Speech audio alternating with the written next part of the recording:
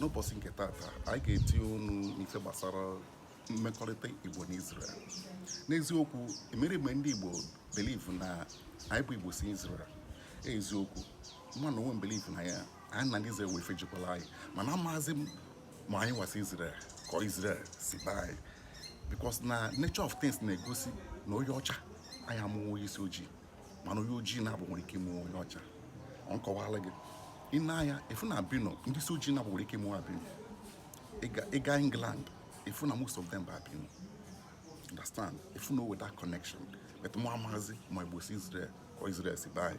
So na ine ya nwere ime ndị Igbo na-elekwasị ndị Israel aka anya ka bịanyere anyị aka, n'ezie ọ dụrọ possible.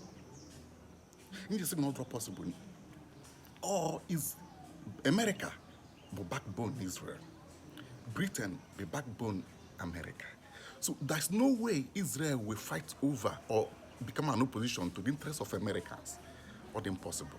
So nwanne anyị ga-enyere onwe anyị aka, nwere onwe ime Igbo dị Igbo n'aka, ọ bụrụ ndị ọcha ka ọ dị n'aka. Anyị ga-eche gbata omenala anyị, mee ife ka anyị spozi ime jikọọ ọnụ, Igbo onye Anambra, Igbo onye Imo, Igbo bụ ofu, udo dịrị onwe